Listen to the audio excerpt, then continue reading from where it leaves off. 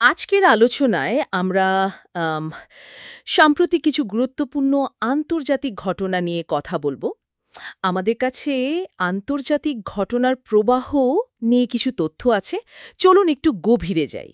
হ্যাঁ, মানে মূল লক্ষ্য থাকবে ঘটনাগুলোর আসল দিকটা বোঝা আর সেগুলোর বৃহত্তর তাৎপর্য কি হতে পারে সেটা নিয়ে আলোচনা করা।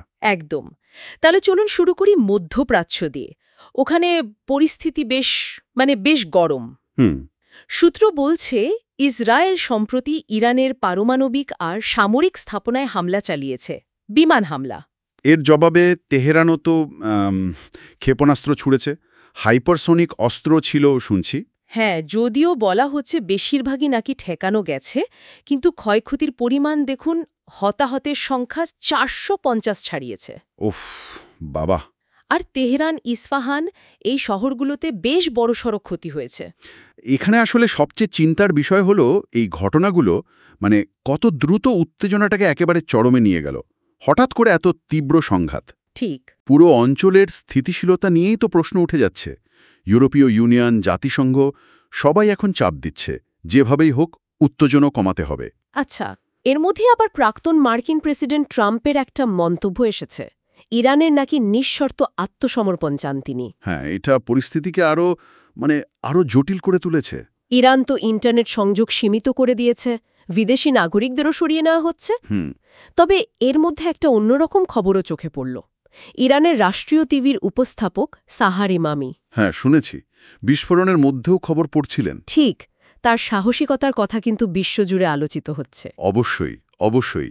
এমন চরম সংকটের সময় সাধারণ মানুষের এই যে কুটুক থাকার ঘটনা, এগুলো সত্যি অনুপ্রেরণা দেয়।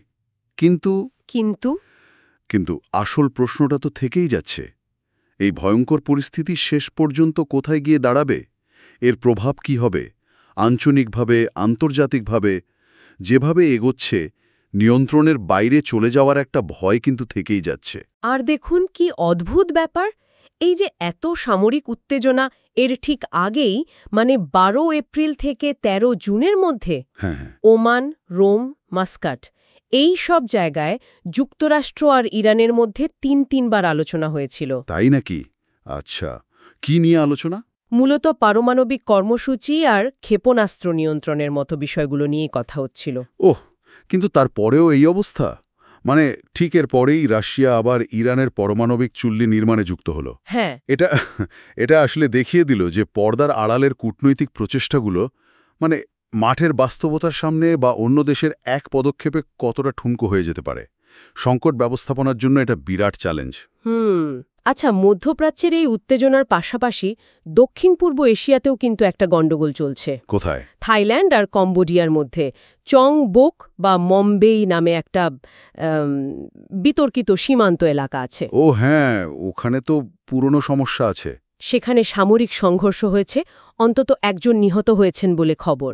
আসিয়ান মানে দক্ষিণ পূর্ব এশিয়ার দেশগুলোর জোট, তারা তো মধ্যস্থতার প্রস্তাব দিয়েছে নিশ্চয়ই। হ্যাঁ, দিয়েছে।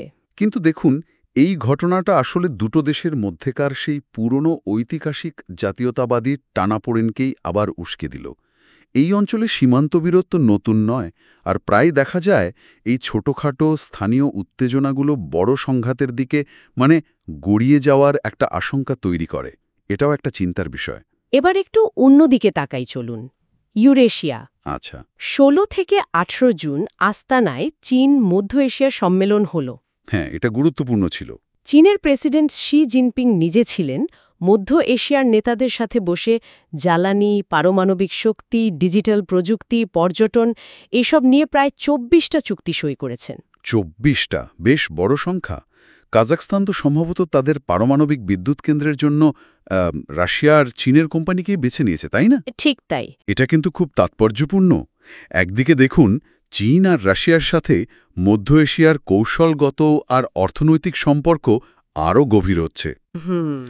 অন্যদিকে প্রায় একই সময়ে 24-25 জুন ন্যাটো জোট হেগে তাদের সম্মেলন করবে। হ্যাঁ, সেটার প্রস্তুতি চলছে।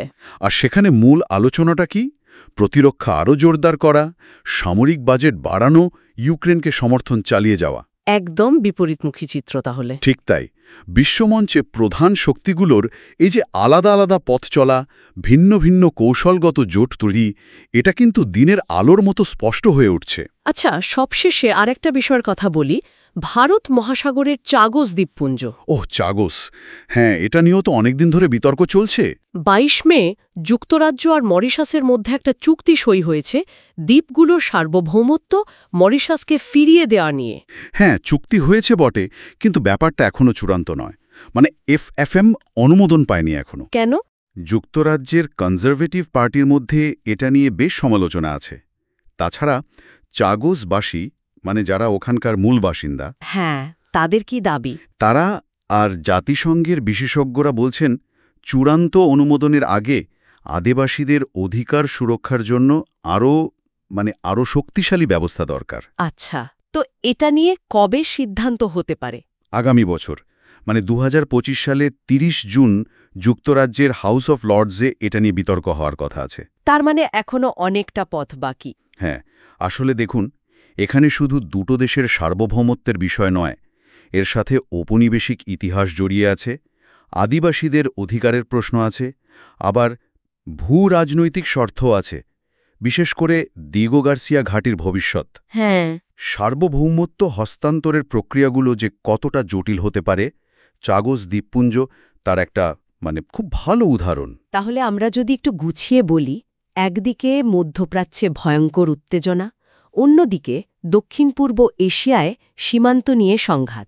হ্যাঁ, আবার ইউরেশিয়ায় চলছে কৌশলগত জোট গঠনের খেলা, রাশিয়া চীন একদিকে, ন্যাটো অন্যদিকে। আর ভারত মহাসাগরে সার্বভৌমত্বের সেই পুরনো বিতর্ক নতুন করে সামনে আসছে। আজকের এই আলোচনা থেকে একটা জিনিস কিন্তু বেশ পরিষ্কার, তাই না? কি বলুন তো? যে বিশ্বের বিভিন্ন প্রান্তে বিভিন্ন কোণায় উত্তেজনা আর কূটনৈতিক দৌড়ঝাঁপ কিন্তু একসঙ্গেই চলছে।